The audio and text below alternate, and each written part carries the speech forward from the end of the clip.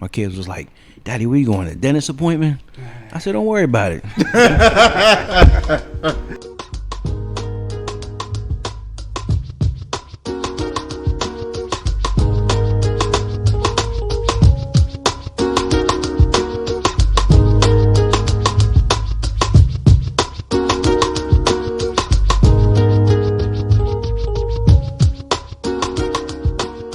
Welcome back to another beautiful edition of Smoke and Mirrors Uncut. This is your boy Detroit. As I'm listening to this intro, man, how y'all like the new intro? I'm digging it.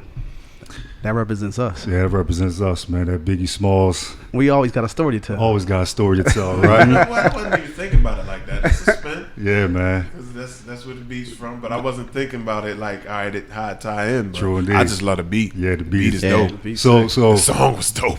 So, where were you when the song came out? What was you doing? Because it got to bring you back to those memories of what you was doing. It really does. What? Wait, damn, what year was that? It's probably like, what, 96? 96, Yeah, 97. something like that. Yeah. Because it was the year he died. Ooh. So that was like 97. 96, that second album. Yeah. Ooh, 97 is one of my premiere years. I was 96, 97. Where your boy, He was going to church a lot, right? Nah. He said, "Nah." I wasn't doing church at that time. Running the streets of Bmore. Oh man! Like I was really starting to come into myself too. Actually, that probably started a little earlier, but I was really starting to come into myself as far as females at that point. Yeah. I was just really like going ham. Like, all right, I don't care. You with it or you not? Like, what's good? Yeah. I was running at that point. But that's like one of my favorite songs from Biggie. It's a dope song. That's one of my favorites from him. True. So I don't know, man. That whole album. Yeah. Jay Lee, what was you doing, man? Man. Hold on, let me check. Nah, that was a good year. That was the first year I went to Myrtle Beach Bike Week, Black Bike Week. Ooh, Nice. Is that right? Yeah, that was Nice. the first year with my uncle, and we saw some things. I say it like that. We saw some things. Introduction to some some shit. Yeah, experienced some things. It's not like that no more down there though. Yeah. That was back not. when it was a lot freer. You know, there wasn't cops everywhere. You know, you can just have fun. Yeah. But it's not like that no more. Well, as y'all noticed, I was so ignorant. I'm not the only one on the mic. Yeah. No, I got it's the all other good. kids. You know, I'm sorry, man. You had to get into it. We get Raw and into it. uncut, I mean, I'm baby. pretty Raw sure and they know uncut. my voice. Yeah, You know man. this. I'm sorry, man. It's all good. But what you got? Got my boy B More in the building. Yeah.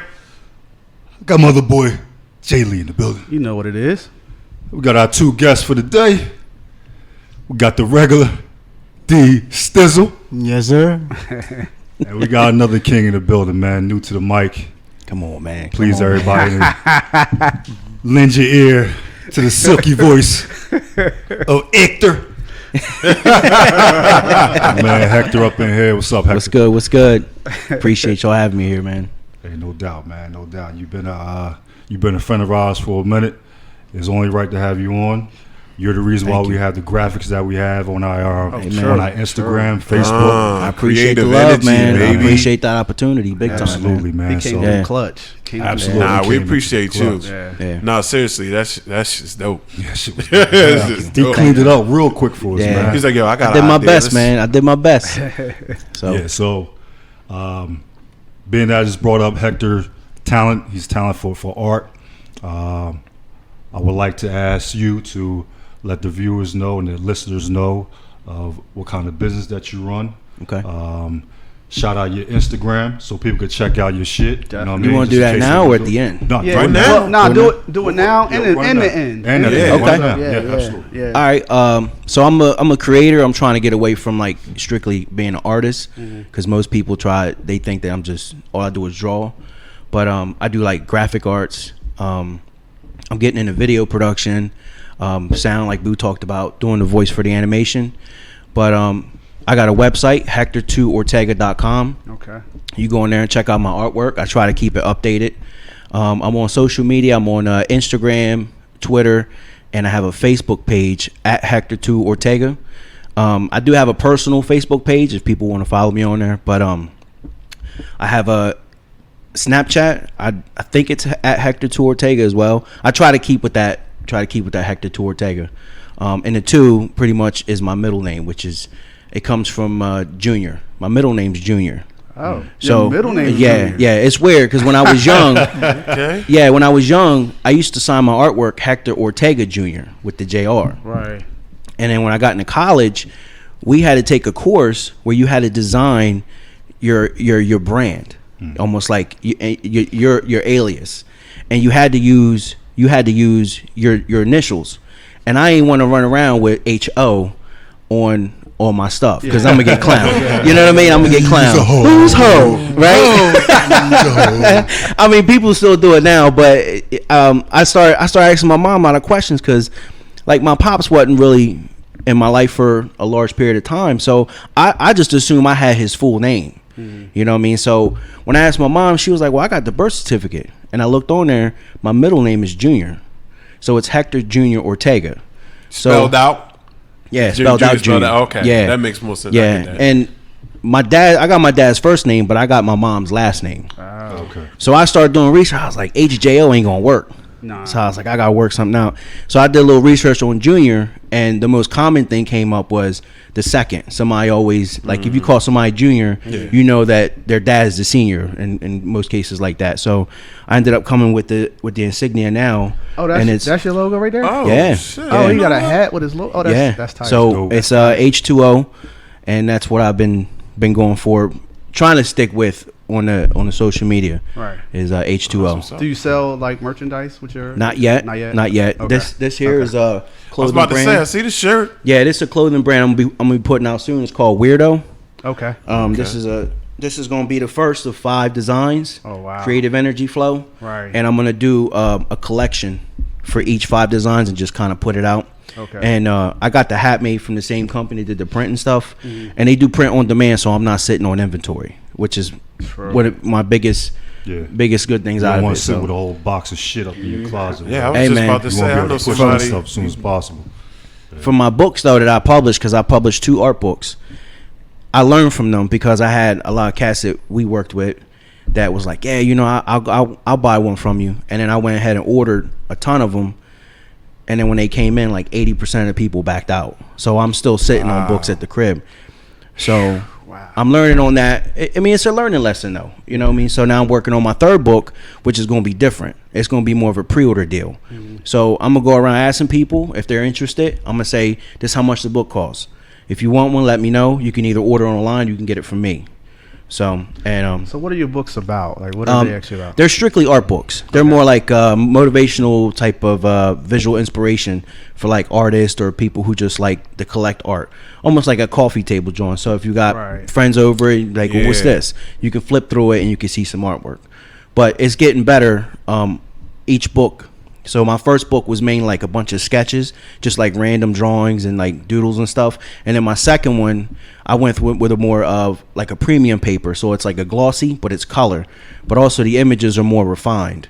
Gotcha. And then so the 3rd book, I'm trying to stick with the 2nd book's theme, which is called Permanent Addiction. And I'm trying to stick with that theme and show you like a before and after. So in the book, it's almost chapter based. You'll see a couple drawings over here, how everything was put together, and then you'll see the clean line work, and on the 3rd page you'll see the full color piece. So I'm trying to stick with that and just keep pumping out the book, man. That's all I'm trying to do. Wow. Yeah. Hey, please go check out his Instagram, man. The dude is extremely talented. Thank you. He'll show you step by step how the work is done. Extremely talented dude, man. And I'm so proud of him that he's running his own business. He has books out. He has apparel that's he's designing. Go support the cat, man. Definitely. Thank you. I appreciate the love, man. Appreciate it. And we appreciate having him here talking about his business. And hey, if you're looking to start up a business, hey, it's a young cat right here, man. He's a go-getter. He's like us. He's a go-getter. He's trying to get what he wants. So please go out there and support him. He's a good dude. All right. His info should be underneath when we post this up. It should be underneath of the post. Yep. So you can definitely reach out to him on that. Yeah, we'll definitely have it up there so you guys can follow him and we'll put them on display. Yeah. Appreciate that. If y'all need information, just let me know. I'll send it to y'all. Oh, for He's sure. being modest too, because Yeah. he's done some work for some for some deep people. Absolutely. Oh, I mean, really? Yeah. I mean, Really? he's done a couple tattoos for me. He's done about 4 for me. I did a lot. And yo, I mean, I still got 2 to put on. Well, actually 3 to put on. Yeah. But Don't nobody care about your tattoos. I know. I'm just talking about the work. You know what I'm saying? Yeah. I'm just talking about the work. The work is clean. But When I he's famous though. when I take his work to the tattoo parlor, Really? they like, damn, who did this? Yeah, didn't you He do was a young, talented cat at the job, man. So. some work for a DJ, didn't you? DJ Caesar. Yeah. Yeah. 103.9. Oh, really? Yeah, I did a couple things for him. Yeah. Wow. Yeah. It was dope. Wow. Yeah, man. That's was what's dope. up. That's Yeah. what's up. Yeah, Me and him I pretty was cool, happy to man. see that. Yeah. When I saw that you liked his stuff, I was like, oh, so I was like, you must follow him too. I was like, all right, cool. Because it's cool to see when I do artwork, it's not always used. You know what I mean? So like when I put hours into it, 8 to 10 to 12 hours into something, you kind of hope that somebody's going to use it. But then when like somebody posts something like, yeah, I just finally got my stuff done, and it's another artist that did it, and it's not your piece. I was Yeah, I'd be that's like, true. man. That's So true. when DJ Caesar put that stuff up, I was like, word. He got it put on a shirt.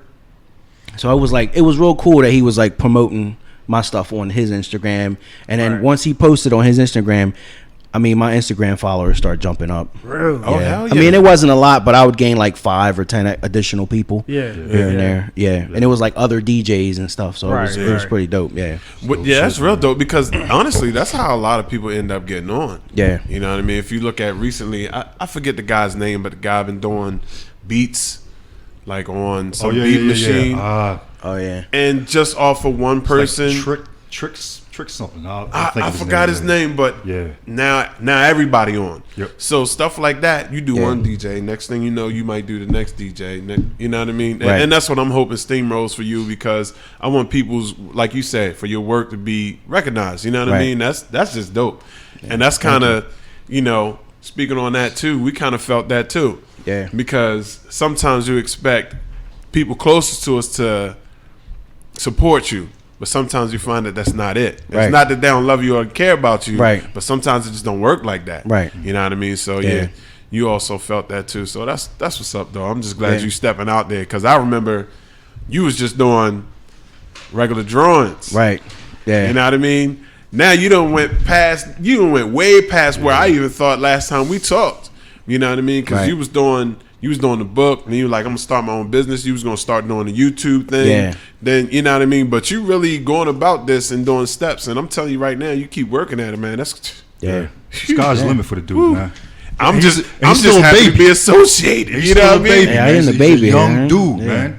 Like he's a young guy. You know Yeah, what I mean? He's not yeah. he's not one. Yeah. He's a young guy, enthusiastic. So, hey, man, you got our Well, support. I was 100%. telling you next year I'm making the jump. So Yep. I'll put it out there right now. February I'm leaving the island. All right. And I'm hitting the art world 2020, 2021. 2020. Okay. I put all my vacation day in for January, and S1 hit me up, was like, yo man, you leaving? I said, yeah, who told you? Nobody. That's you put it. that's a clue, you bro. already- You put it That's on a your clue right vacation there. in January. Ain't nobody doing Took a that. whole month off. Yeah, the first month. Yeah. But it was a lot, man. Like for the past year, I've been thinking about it, but because I have kids and like being single pops, it's like that's important.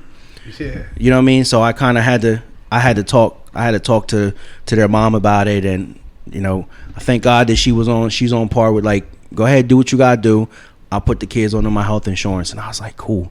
So then it's like now a step by step, and I'm just trying to be patient because February coming up. I'm thinking mid-February I'm out of there. So Yeah, you got to leap though. You know what I mean? And that's very difficult. Right. Because when I talk to people all the time about where I am and where I think I should be in some stages, it's like, all right, I really didn't have time to take, you know what I mean? I got a family to take care of. Yeah, that's and important I ain't got too. Yeah. ain't no wiggle room like, all right, yeah, I could go chase this dream real quick. Like, Right. nah, I'm going to have to do that while I'm doing whatever I'm doing. Right. You know what I mean? Right. But I'm happy that you're able to take that move because a lot of people can't, you know what I Right. mean? And now it's time to do it, honestly. Yeah. So my question is this though, like, that's a major jump. That's a major jump. You get absolutely. I know where you work at. You make really good money. Yeah. So, how much thought did you put into that? Like, how long have you been planning this? For a long time. For a long time. Long time. So Yeah. I've been working on like my books and like really getting myself out there for the past 5 years. But I've been doing my artwork for over 10, 15 years. Right. Because I went to college at the Art Institute of Philadelphia. Oh, wow. I graduated from there in 2008.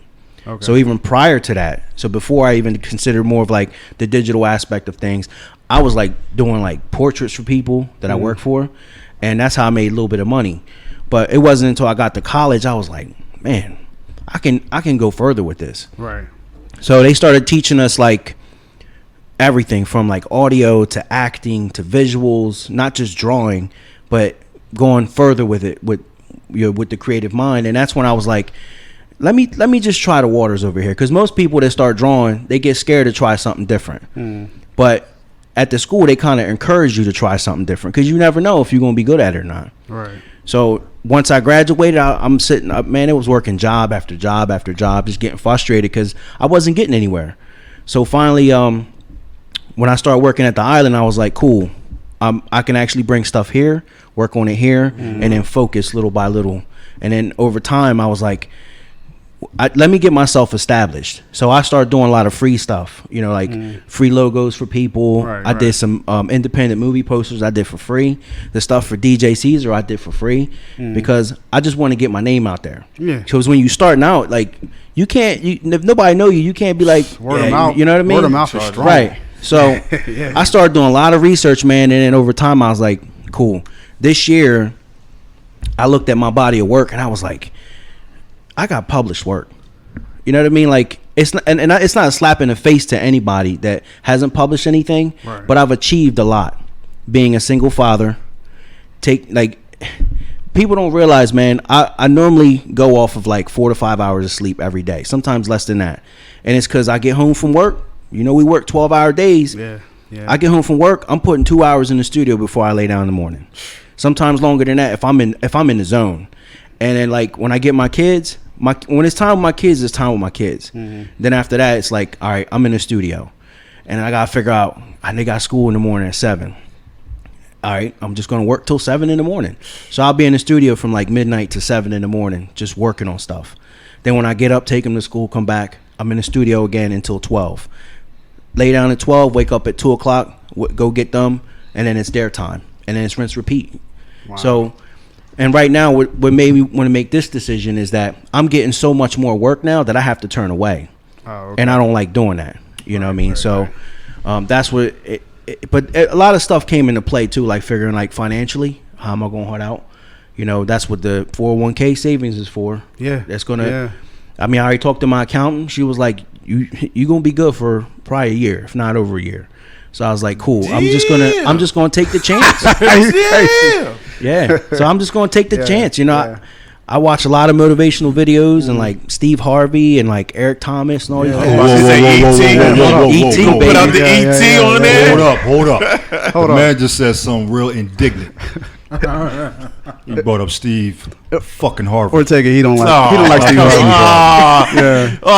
Yo, this guy is bad. He motivated me. I'm just saying. This guy bad with Steve Harvey. Let's say like TED TV and stuff like that. Let's say that. Let's don't do stuff. TED TV. He named E.T. though. You like E.T.? E.T. dope, man. Yeah. Extraterrestrial himself. Yeah. But that's what been really motivated me to make this jump. So. Well, that's deep. Yeah. And we hope that you blow up. I appreciate it, man. Yeah. Huge. Definitely. And Definitely. the people that's listening to him, man, if you're motivated to do something, you're motivated to start something, listen to this man. The dude is motivated and being a single father, paying bills, staying up late. If it's something that you want to do, and it's right there for you to get, go get it. Now, question. You know what I hear out of that? No, go ahead. My bad. No, you good. I hear no excuses. No None. excuses. Absolutely. No excuses. None. Yeah. Go get it. Not one excuse. No excuse, but you gotta be about it. Yeah. Oh yeah. Not on no bullshit. Not on no I kinda want it. Mm-hmm. You gotta wake up thinking about this shit.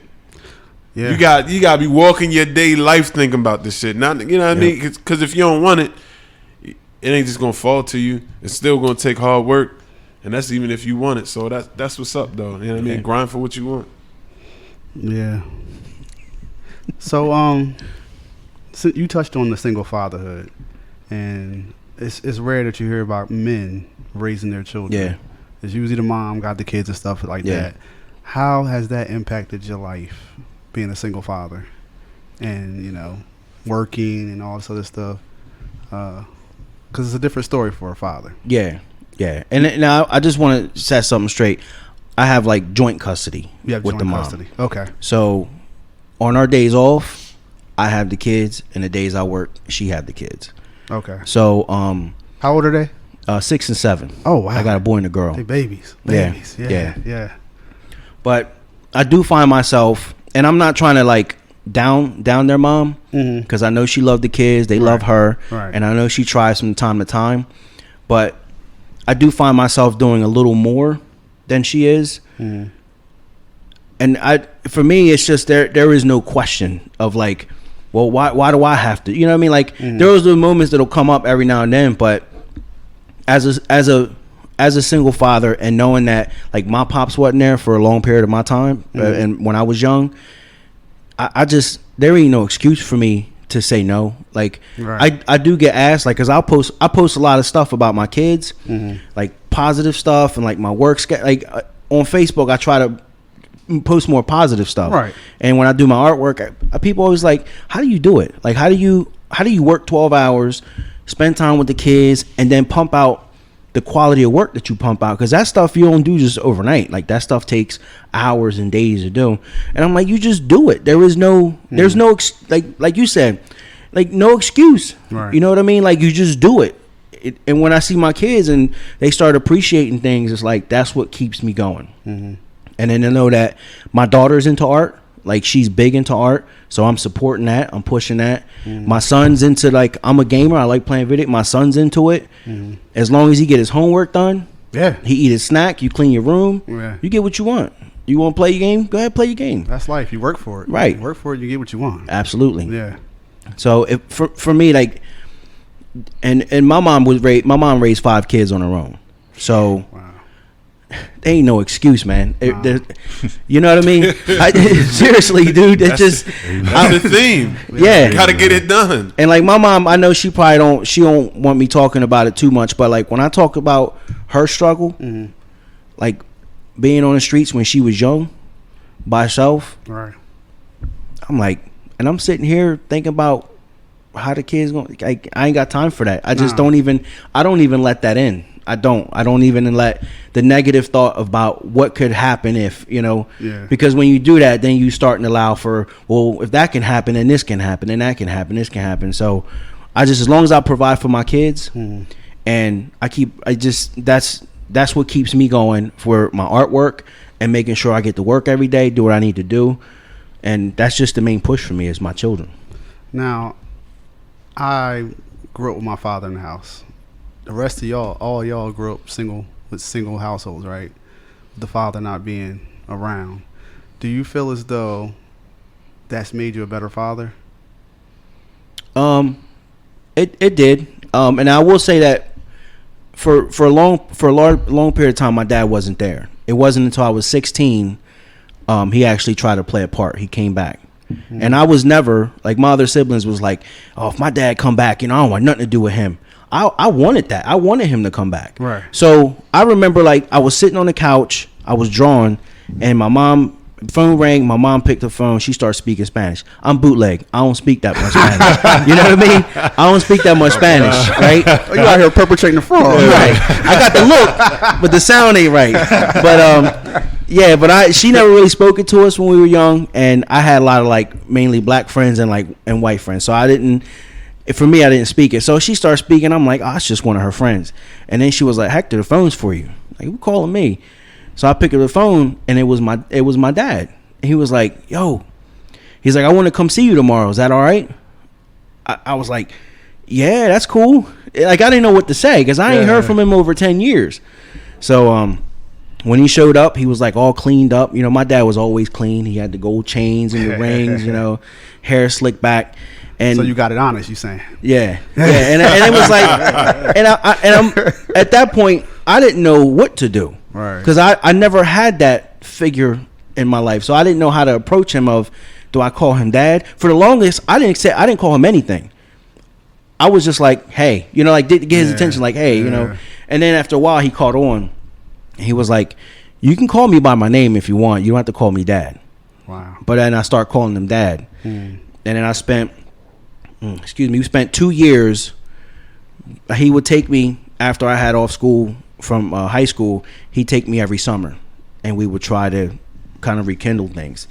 And then I remember one day I said, what happened? Like, where'd you go? And he said, listen, man, I was on the streets. Because I was born in Jersey City. And that's where my dad pretty much ran the streets, was in Jersey City.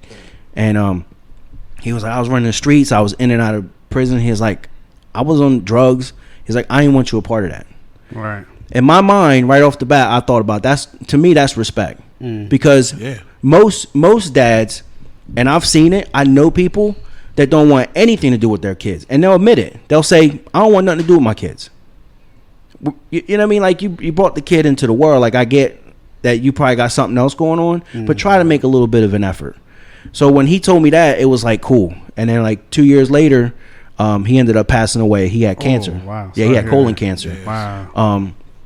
But that short period of time, he did teach me a lot. That work? Yeah. I mean, he taught me how to drive a car. Yeah. We had to talk about girls. Yeah. You know what I mean? It was everything I wanted in a small package of, like, this was it, where most people, like, they would have the lifetime to learn over time, and they'll have the talks and stuff. So just a question on that. So now that you had that experience and you said your other siblings really wanted nothing to do with them, did they get involved as well or no?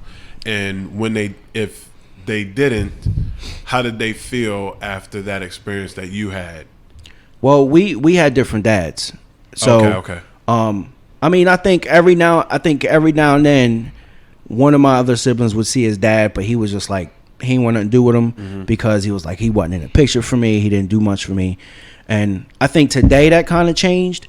But back then I was always hearing like, oh, if I see my dad, I'm gonna punch him right in his face. And it's like, but why? You know, like, what if he does try to make that effort to come back? Is that how you really feel? You know, like, just have the talk, sit down and have the talk, because it's important. That's what I was saying, because it seemed like you definitely had those questions. You definitely had a reason to feel some type of way, but through talking to him and understanding, he was like, you know what, I actually understand what he was saying. Right. So I was wondering if that maybe had been the same thing, you know. Yeah. What I mean? Because if you never give that chance, you never know. Now, if you give that chance and they tell you, all right, I wasn't shit, or whatever the case may be, then you can make your judgment then. But sometimes you got to hear it out. Because you know what, that's the dope part. I was on the same wavelength you was, but as far as, just imagine if you held anger inside for him and you was like, nah, I don't want nothing to do with him. Right. Look at all the things you would have missed out on. Absolutely. And then he would have passed, and you would have probably wished you had reconnected to him. So I commend you for that, just like putting things to the side, you know. Thank you. I mean, it's, and then when my kids were born, I told myself, like, I would love to, I want to keep it as a family, you know, me, their mom, and then them. But over time, I just noticed that things were getting a little rough, you know. And then I start talking to like other single dads, like, listen, man, you got divorced. Like, how do you stay for the kids or do you not stay for the kids? And a lot of them were like, you just gotta be happy, man. Like, as long as you're there for the kids, they're gonna be fine. I remember talking to you about that. Yeah, they're gonna be fine. Really? Yeah. I remember. And it was like, it hit me hard, man. Like, I was like, I don't want to lose the kids, because in my mind, that's what I thought. It was like, she gonna try to take the kids from me, and also, and again, not saying that she was a bad person. It was just like, but you know how it gets. Right. It definitely got dark for me, as far as trying to figure out, like, I don't want to lose my kids. Right. You know what I mean? And I had moments where I would break down, man. I started crying. I'll call my mom. I'm like, what am I to do? Like, I'm trying. I'm doing my best here. And she was like, just as long as you're happy and you take care of the kids are going to be perfectly fine. Yep. And that's what I ended up telling myself. So. But I have a couple questions now. we spoke a lot of times back in the day when I was on nights. So we discussed a lot. Now, the father aspect, we never really touched too much about. And I got to, once again, as usual, give you much respect. Thank you. And praise the fact that how you handle the situation. Thank you. Also, how loving you are to the fact that you looked at it as, the father wasn't in the right state of mind. So, he looked at it as being a good thing. I still look at it the opposite. Fact is, I don't give a fuck how fucked up you are. You made me. Right. You be here. Right. And you do what you're supposed to do as a father. You ain't got to be here constant in front of my face or this and that. Right. But you make yourself available. Right. So, which was great that he did, even though he met you before time expired on his time card. Yeah. Which was wonderful and gave you that love and joy. But at the same aspect, it was just, to me, like I said, you're a loving individual. I still would have had a little bit of bitterness. Because the fact is, there's no excuse. I understand if you didn't want no child, it is what it is. I wouldn't expect it. It is what it is, but I'm here. Right. And we talked about how, back to mothers. And co-parenting. And, mine was nowhere near easy. Right. So, can you exaggerate more on how you co-parented? Was it a smooth transition? Was it rough? How did you make it through? How did you get your marbles straight? How did you be able to subtract your frustration from what mother was saying and what you trying to do for your kids? How did you able to continue to love your kids and keep that agitation from going towards your kids? It was definitely it definitely wasn't a smooth transition. It was just like a lot of talking to, a lot of people at work. They had some of the same issues, but every situation was different. You know what I mean? Like, your situation was different. Somebody else's situation was different. So it was like different from mine. So I couldn't really make the same choices that somebody else made. And I knew in my mind, I was like, I don't want this to end on death and destruction. I don't want to just be like, you know what, man, forget them kids. I'm just going to leave. Because in my mindset, that's not what I wanted. I tried to do everything I could in the beginning to be like, all right, let's just make this work. But then it started affecting my gift set, which was my artwork. I really wanted to pursue that as well because, I was out of college by this point. But I couldn't sit down and work on anything without having to think about what's going to happen when we break up, like once we separate. And I just, for months, man, I almost gave up on wanting to do art altogether. For like 3 to 6 months, I didn't do any art. Like, I just couldn't sit down and focus at all. And it was just like, I finally got to that point, was like, again, making that leap. I just told myself, you just got to make the jump, bro. My friend of mine, he's a police officer, and I used to talk to him a lot. And he was just like, listen, man, you going to have to leave this situation. You going to have to leave because she don't look like she wants to leave. And as long as you there for them kids, you're going to be good. And I was like, all right, man. But that decision is still hard. It's still a hard decision because you're going from seeing your kids every day to only seeing them every so often, But thank God our work schedule is literally half of a year. So I was able to try to get that joint custody in there. And then once I made the decision to leave, and again, it wasn't a smooth transition. She wasn't too happy about it, but I wanted to be happy. And I knew that as long as my kids were good, I'm going to be happy. I'm going to be all right. And then over time, this thing starts to work out, and then I'm still there. I'm still there for her, and I'm still there for my kids. So, and she knows that. So your kids she must live close to you. Because how do kids handle school and stuff like that? They go to school in Jersey, and she's over in Maryland. So how does that work? So on my last day, like, what's today? Today's Saturday or Sunday. Yeah. So yesterday, I had to drive to her after I got off work in the morning. I go home, sleep for a couple hours. I get up, I drive to her place. It's like 30-minute ride. Pick the kids up, and then I keep them Saturday, Sunday, and Monday. Now, say Tuesday, if they had school, I drop them off in the morning, and then she picks them up. Oh, wow. Yeah, and then she'll keep them Tuesday, Wednesday, and then Thursday she'll drop them off in the morning, and then Thursday afternoon I pick them up. and then it's just that's the schedule, and that's So what we she do. brings them back to Jersey every day for school. Is that what she does? Or Every day that she has them, yeah, wow, yeah. that's dope. I thought it was worse, but half an hour ain't that bad. Yeah, it's not that Yeah. Well, the ride is kind of mutual because every Saturday I have to drive to her. Right, right. So, and it's only what two days out of the week. Okay. Where she has to drive 2 or 3 days. Yeah. Depending. But there are times where her mom lives like a few minutes from the school, where she'll just camp up at her mom's house. Oh, okay. And so, okay. yeah. Or if she needs me, if she'll say, "Hey, you think your mom can keep the kids?" Then I'll ask my mom, and my mom again is like not even 5 minutes from the school. And then it's just when I get off work in the morning, I got to go to my mom's, pick them up, take them to school. Right. So, right. That help. yeah. That help. I mean, it sounds like it's work. You know what I mean? Work. Yeah. Once you separate from your spouse or whatever, it's a lot of work, especially when you have kids involved. But it's doable. Yeah. But yeah. it's a I mean, lot of we work. see it's doable. Yeah. Yeah, We it's see it's doable. doable. It's definitely doable. It's just a lot of work. It's just. I told- It's just how far you willing to go to make it work. I told- and you guys are making it work Yeah, out. yeah, You know what I mean? absolutely. It sounds like it sounds like you're happy. Yeah. It sounds like she's possibly happy. The kids Yeah. are good. Yep. You know what I mean? So when the separation happened, did you guys sit down with the kids and explain the situation out with the kids at the time? Nah, they were too young. Still a bit Yeah. too young. Yeah. Now, do they question the situation between mommy and daddy?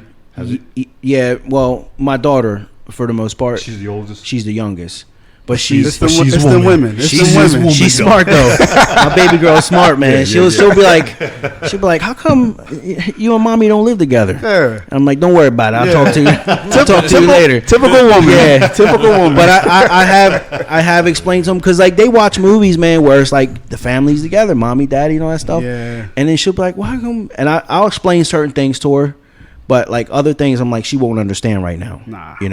But I do tell her like, we both love you, mommy, daddy love you, and when you go to mommy's house, you respect. Like we try to stay on the same page for a lot of stuff, so that way they're That's not be key. like, you know what I mean? That's key.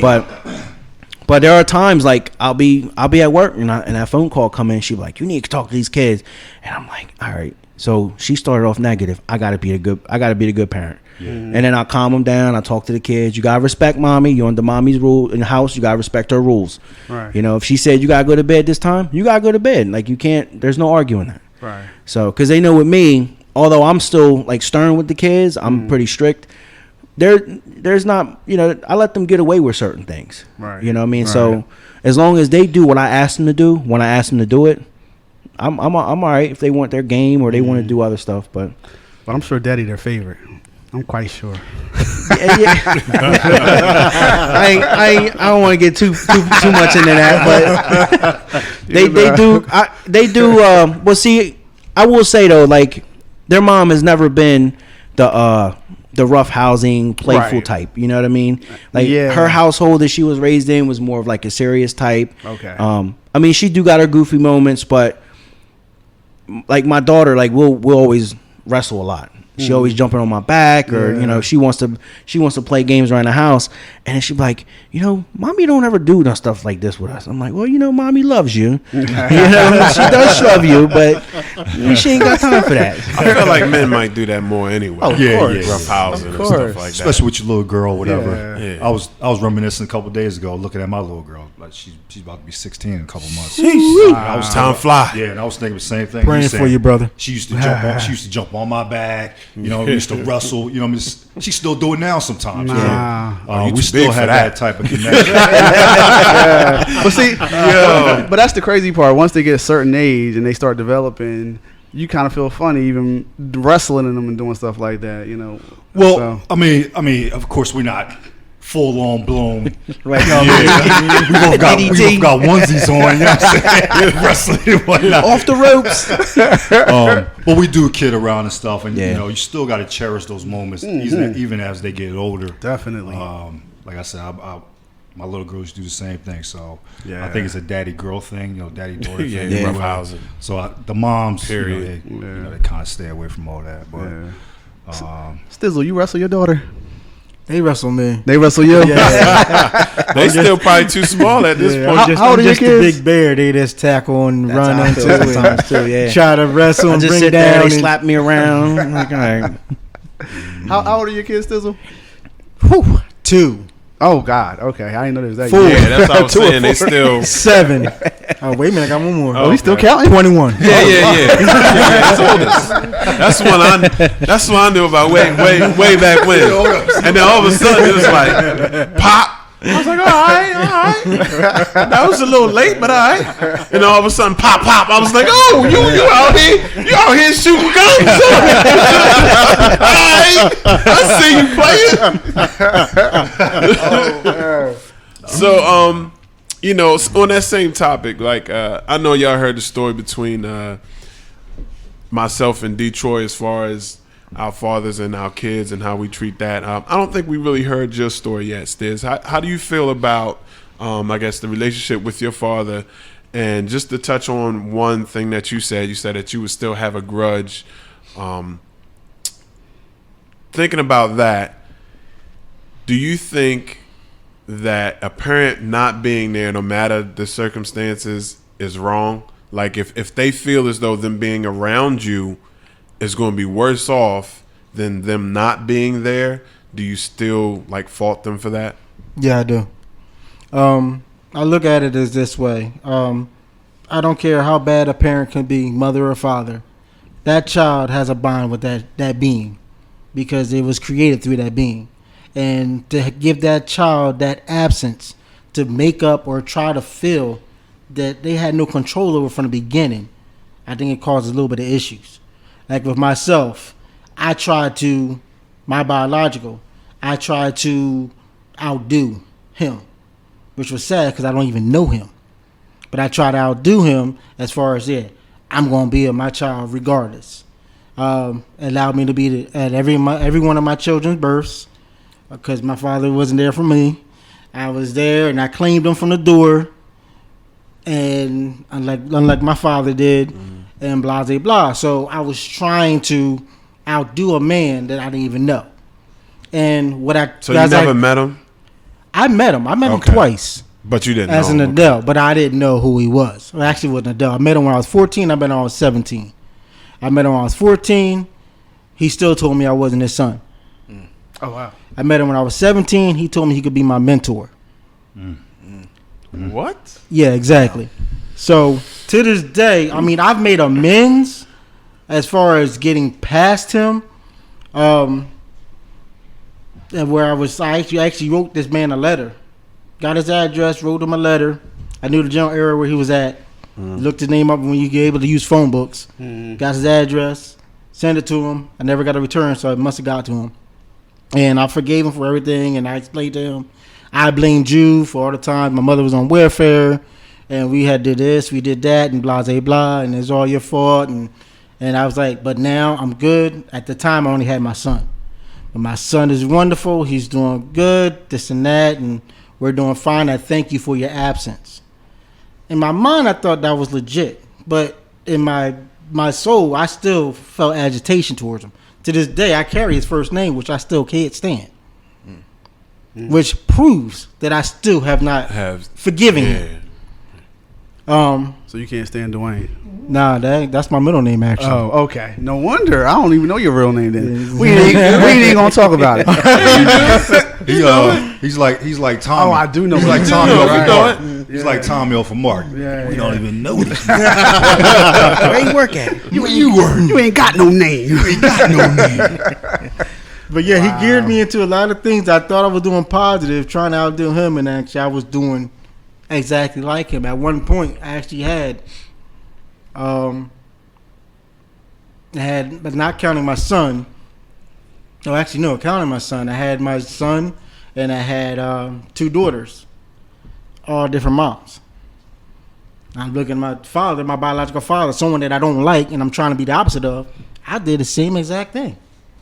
Literally. And then I was like trying to force my hand and making things like you said, you got to be happy. Right. Like your mom said, you got to be happy. It got to the point where I was taking myself away for who I was, trying to make my children happy. And in order for me to make my children happy, I had to make their mothers happy, which was making me miserable. So when I started doing that, then I realized, like, yo, at this point, like, when I started getting my children And it was like, okay, it's time to get my girls. And I actually sighed. That's when I knew I had a problem. When I actually was like, damn, I gotta have my girls. And that's when I knew there was an issue. Because it's always been a pleasure getting my children. Today, now, it's always a pleasure. Once I made that change and realized. But when it came to, back to the original question, I didn't want to go sidebar that far, but the original question is, yes, I don't care if you're a drug addict, I don't care if you're in and out of prison, I don't care. Write your children. Your children needs that, because no matter what, no matter how you try to do it, how many psychiatrists try to tell you, that biological child was going to say, why didn't my father or my mother want me? That's true. True, but some of them, you have some stories where mothers were homeless and they gave up their child. And it's not that they didn't love them. They knew that what they had, they couldn't give them. And some of those children are, it's so complex. How much it costs to give love? It don't cost nothing. You're absolutely right. I agree with you. I'm just like, that's such a complex situation. You know what I mean? I'm glad that I've never been I've never been in that situation. You know what I mean? But I can't say, when you have mothers that feel like they don't have what they need, right? They give their child up, and that child ends up in a good environment, well taken care of, because you have stories like that, and they're thankful, but at the same time, they're still wanting, like you said, that love from their mother. You know what I mean? But you don't know what kind of life that would have been. So sometimes that is what it is. And on that note, I'd really like to give a hand clap to all the fathers here, because we turned the table. We didn't have to, right? Every single last one of, outside of Lee, you know what I mean? You had to be, what? You had to be the hardball. We made All my life. choice. We made a choice to be the exact opposite of what our counterparts decided to be. And sometimes, I look at that and I'm like, was that so that I can be a better father? Everything happened for a Did I reason. go through? Did a higher power, whatever you believe in, say you can handle this? Yeah, it's time to. And I need, and because you can handle this, your father not being there, you're going to be this type of father. Right. You know what I mean? So I just like to give a hand clap for all you gentlemen. You know what I mean? I change that turn. You know what I mean? Yeah. Change the narrative. That's the new thing, right? Yeah. Change the narrative, man. So my thing is this. As far as with Stizzle, if the mother is giving the father problems, we hear that too, where the mother actually gives the father problems as far as seeing his kids and stuff like that. She makes demands that are unreasonable. It makes it hard on you to see your kids. And I know of some of my friends that literally cut their kid off because they're like, I can't keep dealing with their mother. Like their mother is literally a Satan, Which is a bullshit excuse. It is. But they literally have Yeah. because I know a couple. So the mother puts them through hell just to even see their kids. What would y'all advice be for men like that? That's going through that situation. We'll give it to Hector. Like Stizzle said, ain't no excuse. Like, even if you decide, like, listen, I'm going to step away, you go ahead, you take the kid, I'm going to step away, but if you need anything, I'm here. And if maybe we can discuss, like, even if it's once a month to see the kid, anything, you make a little bit of an effort, it makes a big difference in that kid. A big difference. Because they may not understand in the beginning, but they can kind of feel like, well, at least daddy's trying. And then when they get old enough, they can understand.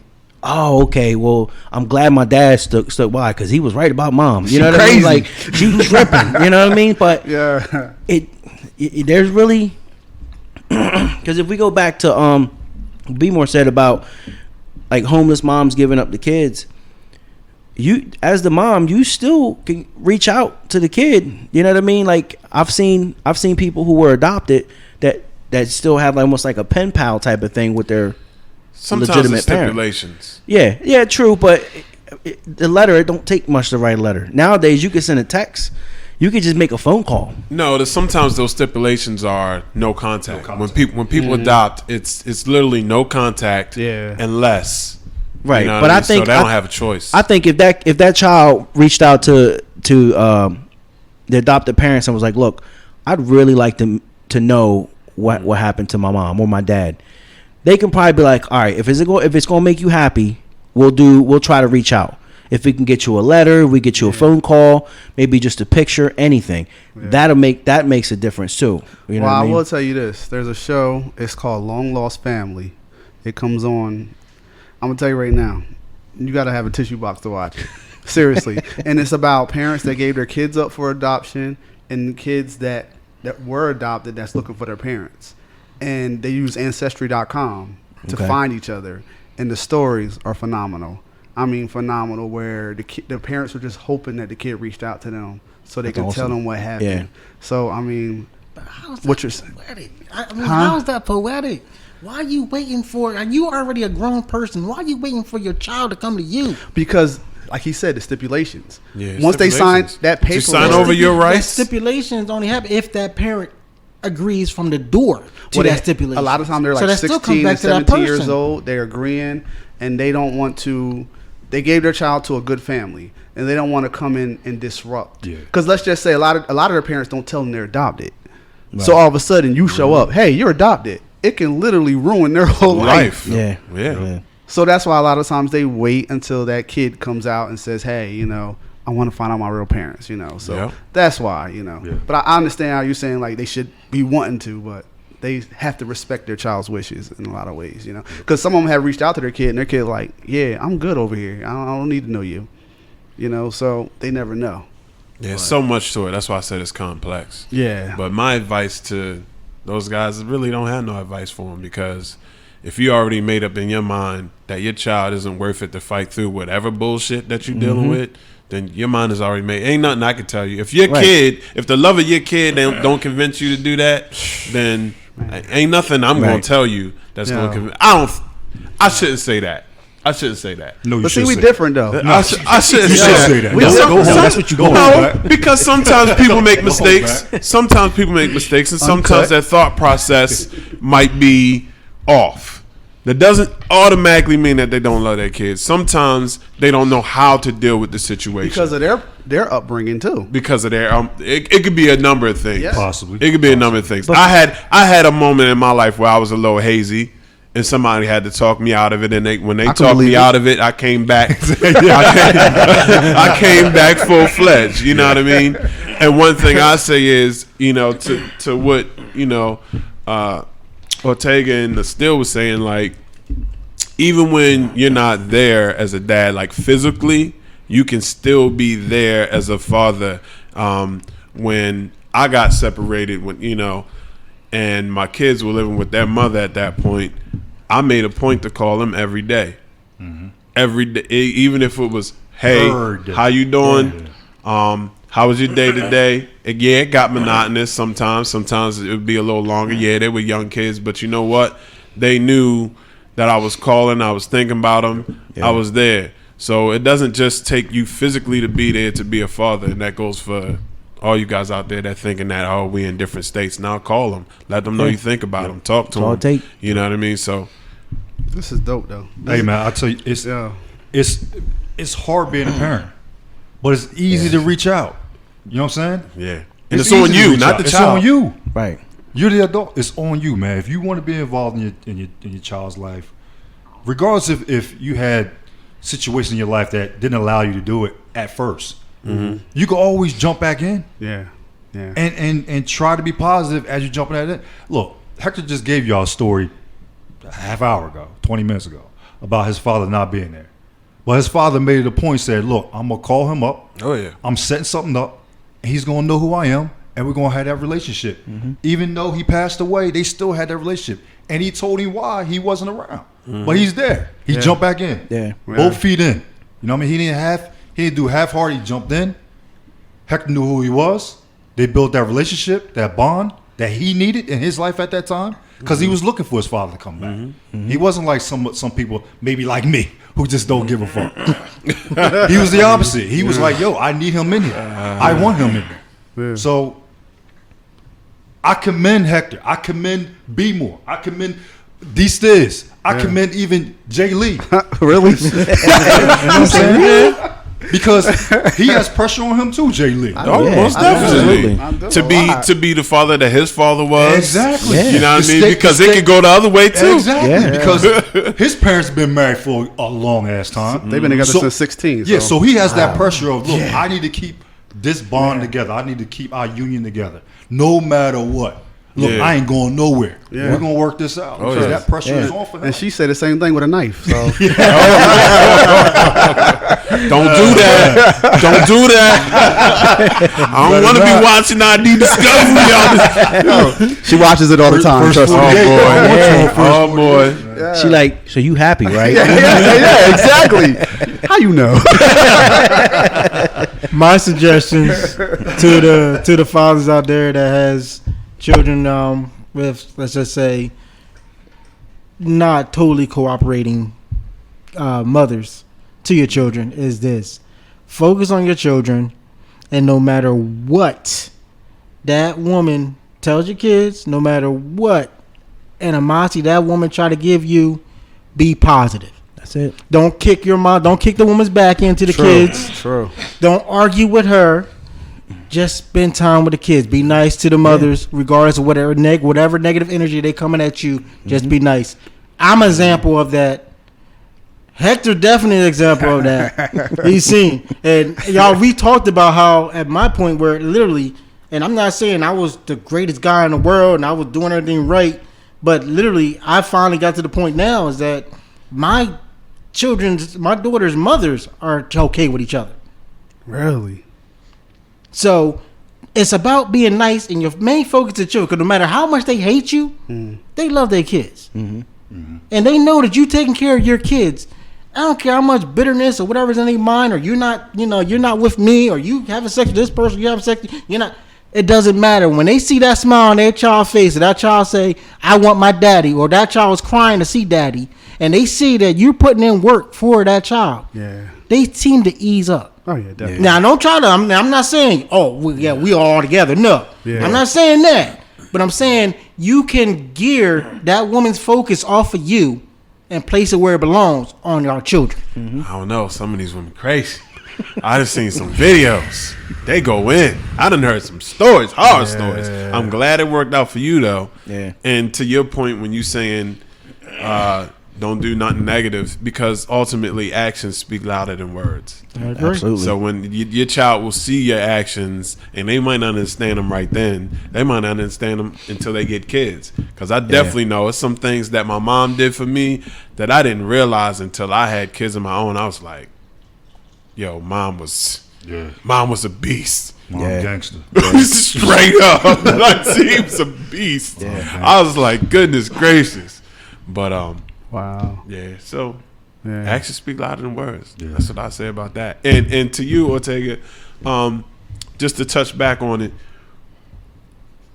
can you put into words how much, looking back at now, how much that time with your father did for you? It definitely put a big impact. Like I said, it showed me, and that I want to say it was like 2 years. It just showed me so much respect from him. Of like, it was because you figure he was like, oh yeah, he'll pick me up every summer, and I'm like, all right, next summer he ain't gonna pick me up. And no, it was every summer he picked me up, and even weekends he'd come down when I was in school and be like, it'd be like winter break or something like that, or spring break, and he'd come down and be like, if it's all right with your mom, you want to come with me? And I'm like, yeah, let's do it. He went as far as taking me to wherever he had to go so I can get whatever child support was backed up. To me, I was like, all right, so I am like 16 years old, and I got a check in my hand for like $3,000 from when he started actually legitimately working, and he gave me the money, and he just started, all right, listen, you want to make sure you save for your car and all this other stuff. He taught me how to drive, and it was just like, the thing he taught me about women too was funny. I was messing with this girl, and I was 16, and he came over my crib to pick me up, and she was in the bed, and he popped his head in. He was like, "Oh, I'm sorry," and then he stepped out. So me and her, we got ourselves together, went out, introduced them, right? Pops was gangster. Yeah, he's like, my bag. He just left, right? So then the next time I went to his spot, to his crib, he was like, "Listen, I know you're 16, you're probably having sex now." And you try to make it, no, ain't it? It's like, no, ain't nothing like that. No. So, right? So then he was like, So he stopped me. He grabbed this big old, envelope, yellow envelope. Oh, shit. And he dumped out all these condoms. Vanilla joint. There was at least 40 to 50 condoms in there, different brands. He was like, "I just want you to be protected." And that was the talk. That was almost like a talk that I had with him, because after that, it never came up again about. Oh, okay. Yep. Right. And that was kind of it. He was just like, "I just want you to be safe." So I was like, "Cool." Oh my Cool. God. So, but it was moments like that made me be like, "Oh, so this is what it's like." This is what it's like to have moments like this. He didn't get frustrated with me. He never yelled at me. He never put his hands on me.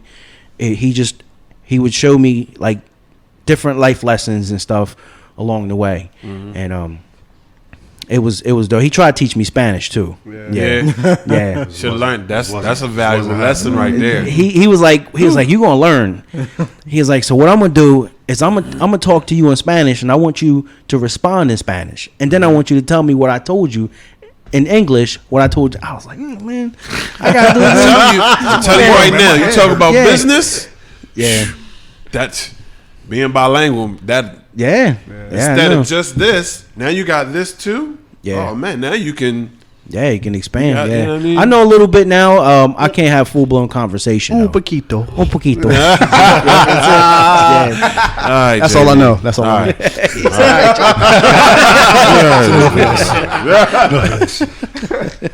I know mommy been Akito.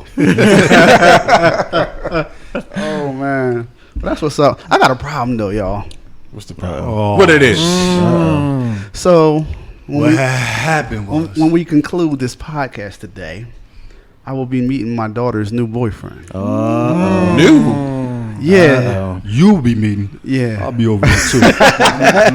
You pull one of them bad boy moments. Yeah, for real. Yo, I might Talk need him. about this. I might need y'all because he's like 6'4" and a basketball team player, you know.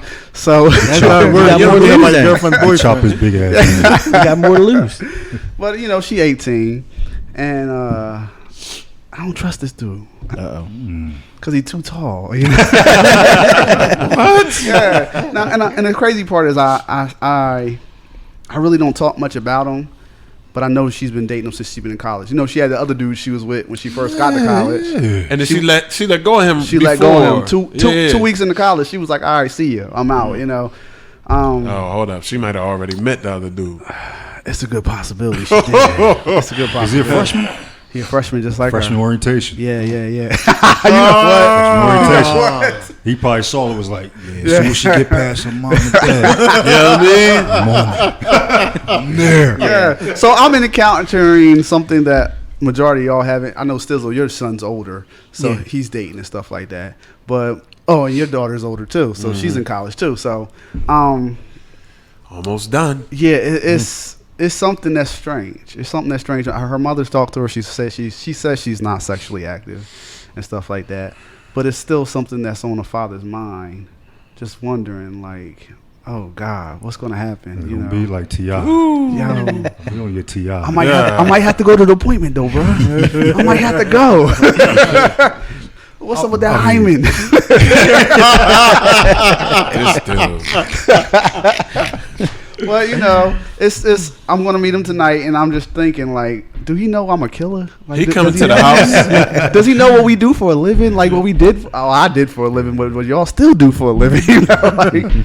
So I'm gonna have to talk to him, and I don't know how to approach him. How would y'all approach him if y'all Just was be in the natural. situation? I mean, honestly, I think a lot of times you kind of you can feel the vibes. Yeah. Right. Sometimes you can feel the vibes off the bat before they even say anything. Like, is he nervous? Is he nervous? That might be a good sign. Yeah. Because that means he really cared. Yeah. If he not nervous and he just all regulars, I might have to shake you up a little bit. True indeed. Sure. I'm gonna have to shake you. You're a little too comfortable right Sure. now. True Yeah. indeed. Me- That's you know what what I I mean? was gonna say, man. Yeah. I'm glad you said Because that. I'm thinking about passing the threat along, just to let him know, like, yo, Nah, if he's not nervous meeting you, right. there's a problem. Yeah. He should be nervous meeting He you. a basketball team player. He might It be doesn't already. matter. That cocky. don't matter. That don't If he matter. really like her, meeting the father, man, this. Yeah. Because sometimes I'll be surprised because they be telling me all the kids, yo, the kids out there scared of you. Why they scared of me? I'm always talking to them. Yeah. Nah, because you said, I was like, yeah, I'm going to tell them about themselves also. Right. But, Yeah, absolutely. you know what I mean? But, Yeah. so, Yeah. yeah. Yeah. He need to be nervous. And another thing, That's all like the other dude. trust what you raised. That's true. Yeah. You know what I'm saying? Yeah. If she's bringing him back, And she dying to bring him back. that's like, what I'm saying. If Dad, she's can I bring bringing him him over the back house? to the house, Yeah. trust what you raised. Yeah. You know what I mean? Yeah. And once he get in the house, if he's not a little bit nervous, if he's real talkative, that means he might be a little bit nervous. Right, if he's right. not talking, could be a little bit nervous. Right. Fuck But that. But if he's acting like a dick, Right. then you know what you got. You know what I Shake mean? him up. Sure. Then you Take him gotta to the shake your ass basement. up. You know Still what I got mean? something to say. Show him the wood shop. Be who you are. Be regular. You know what I mean? Yeah, Of yeah. course you're going to question him and shit. Yeah, yeah. And get in his chest plate. Yeah. Of course you are. Because we know. Because I'm going to be there too. In the window peeking. You know what I mean? Just in case I got to jump in there. Don't give no idle threats either. But see, this is the thing. We know as guys what our mentality was at that age, 18, 19 years old. Like, we really. Was y'all trying to What? get married Y'all or anything? mentality Like, right no. That might be our star mentality right now. I was a little head before that. Yeah, so it's like, you know where his head is at. You know where his head is at. So, but I can't fault him. I can't fault him because he is doing what he is built to do. He's male. Yeah. Don't fall for that. Believe in what you raised. That's bullshit. Really though? Nah, Believe what you because raised, bro. you got Believe what you hormones. Believe what you were as Believe a what- teenager. believe what you what a raised. female was when they was a teenager. But see, it depends on the raising because Believe what you raised. perfect example.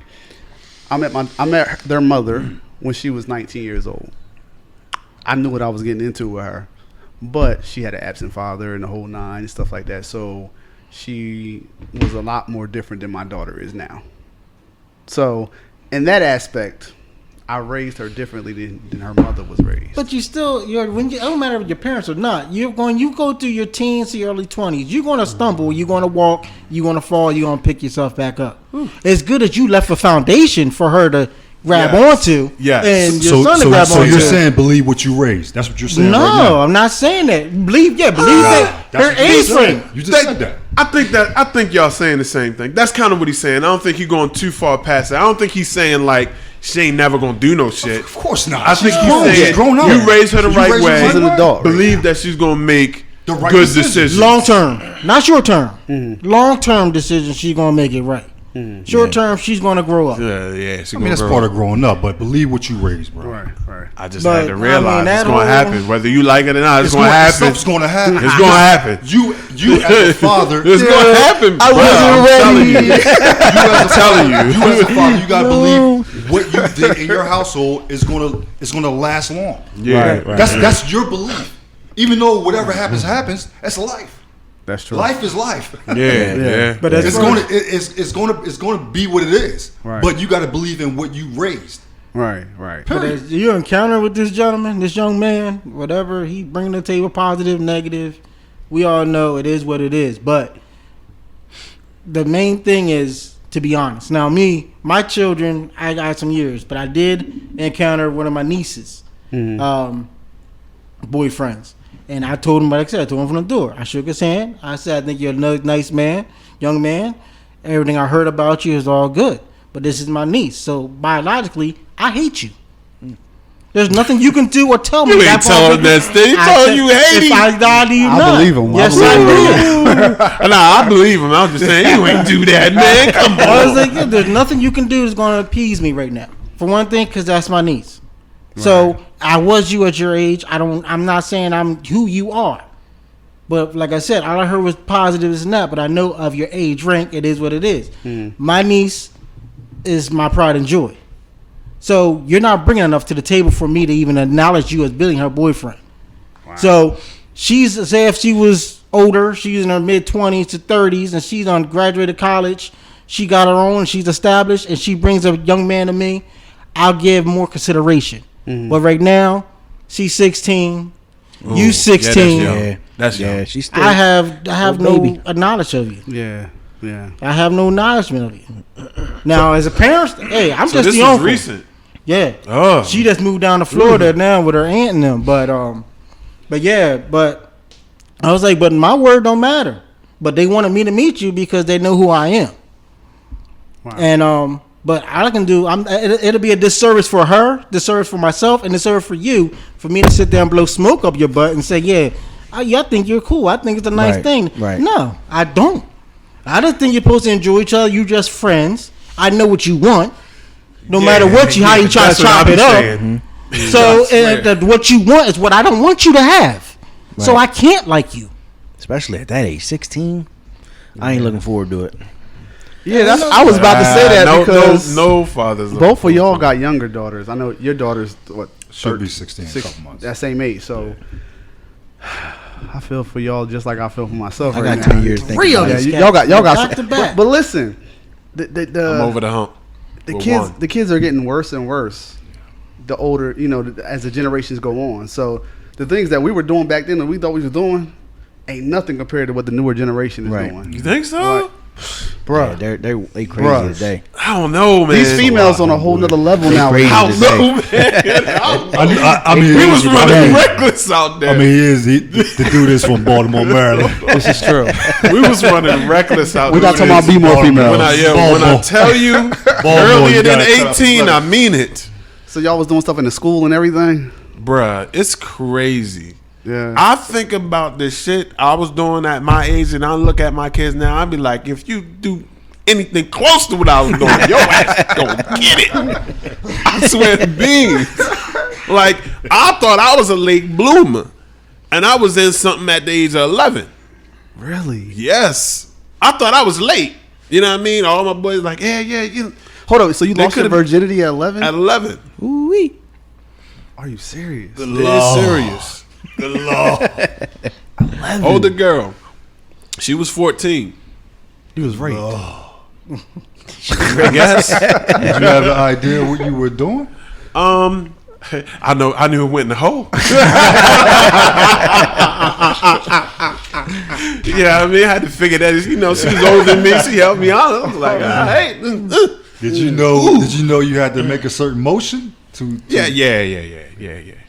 We did a lot of dry humping and all that shit. Got some practice in. Did a lot of dry humping and shit like that. You know what I mean? So, yeah, man, shit was wild. Shit was wild when I was growing up.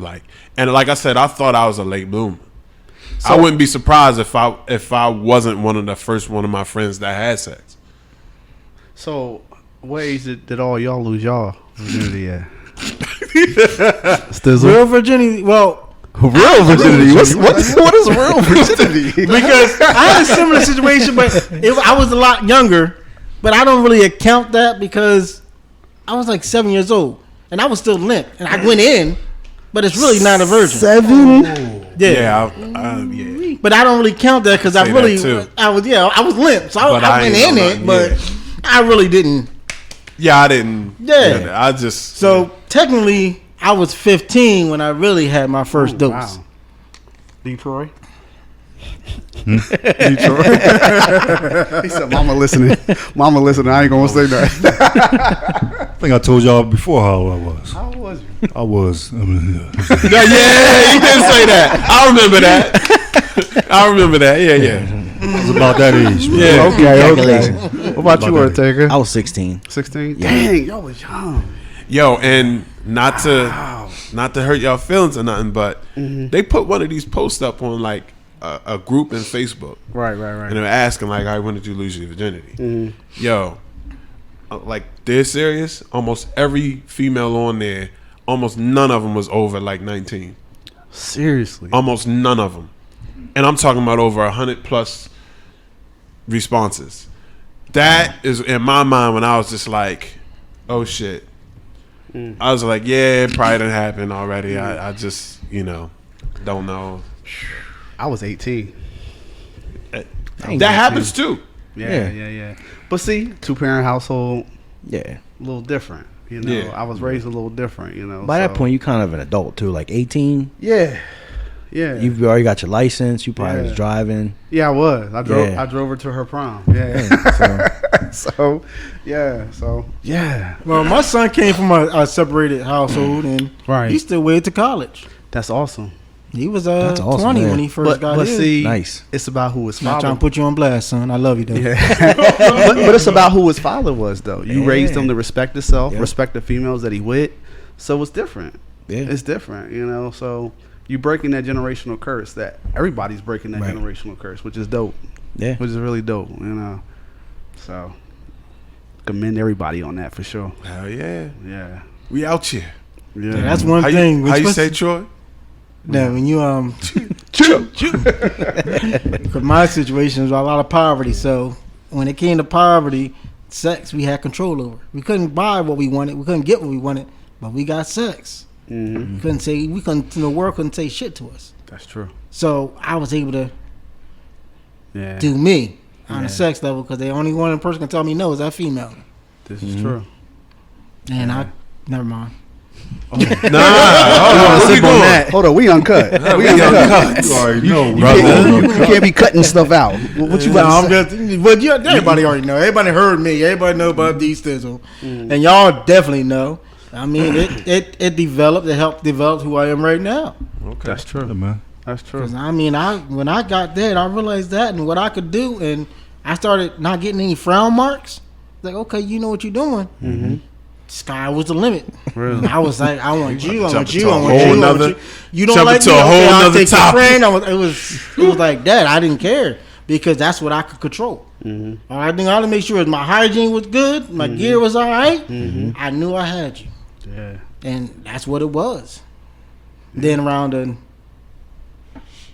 90s, it took a little coaching with a little bit of marijuana, but Yeah. they were still going down. Yeah. Yeah. Mary Jane. Oh man. So it's been another good one. Oh, for sure. For sure. I appreciate Hector. Hector. I appreciate him coming in, man, speaking that knowledge about No his doubt, no business. doubt. Also about being a single parent. Well, a joint. Yeah, A yeah. joint thing. Mm-hmm. And he did a beautiful rendition of it. Also, D Stizzle. Thanks, homeboy. Yes. Always. But Yeah. we like to do the last call at the end of the podcast. Before we do the last call, it's something that went unmentioned. We ain't say nothing about it. What's that? is? 2000? What? Oh, 2 digits. 2000? Hey, Oh, we yeah. want Yeah. to. I swing it to Jay Lee on this one. What? Oh, well, Yeah, yeah. you. Well, we just like to thank everybody, the listeners that's chiming in, because we actually hit over 20,000. Last 2,000. I mean, I think the I last wish it was time 20,000. It's Yeah, I know. 2,000. Yeah, 2,000. 2,000. But last Right time I checked, it was like 2018. I'm not sure what it is now. Yep, probably about It's- it's two, it's- Yeah, 2020. congratulations on It's that. probably 2020 right Yeah, now. You know? 2020. Yeah. Yeah. But we appreciate you all that listen and chime in, and we just can't wait to give you more. Yeah, congratulations. on Congratulations. that. 2,000 Yeah. downloads. Yeah, Y'all your listening. thing. Yeah. You know what I mean? From all different countries and different states, and like we appreciate every last one of y'all. And the good thing about this, man, we've only been doing this since March. Since March. Since of- March of last year. of- Of this well, year. well, Of this year, year. would be Yeah. last year. Yeah. So Yeah. We coming up. the And we movement- don't really movement's good. advertise like that and push like that. Yeah, man, It's so- all word of mouth. As you know, word of mouth Right. is We the working, best. man. We Absolutely. trying. We Yeah. gonna get out there though. Yeah. I was gonna ask y'all too, like, what's your next step? Like going into 2020, what's your next step? We're going to put some videos out there. As my man Raekwon Yes. would say, as my man Raekwon would say, was, world dominance. Immobility. You heard about us? Yeah. World dominance. Yeah. Yeah. We want to get to the YouTube videos and stuff Okay. like that. And now that we're acclimated to doing this, and Right. knowing how to control B more and stuff like that. Hell yeah, I calmed down, y'all. Thanks for what you said. That's what's up, man. Yeah, and to say, like, we got in this just because, as you know, working together with a bunch of guys, our conversations are dope, you know. Yeah. And we're all eloquent as far as speaking. We're knowledgeable, and we can actually have a conversation, and it goes deep and touches people, stuff Right. like that. So that was our whole goal. Yep. And if we can make some money off of it, that's good too. Oh yeah. Yes, sir. Definitely. Yeah. Definitely. Definitely. We love to thank everyone that listens, everyone who shares. Continue to like, share, and continue to listen. Before we leave, Hector, please give us your business again and give us that gram again, man, too. All that Y'all, good y'all stuff. can head over to Hector2Ortega.com. That's my website. I got my links on there pretty much to most of my social media. You can also purchase my first 2 books on there. You can hit me up on Instagram, Twitter, Facebook at Hector2Ortega.com.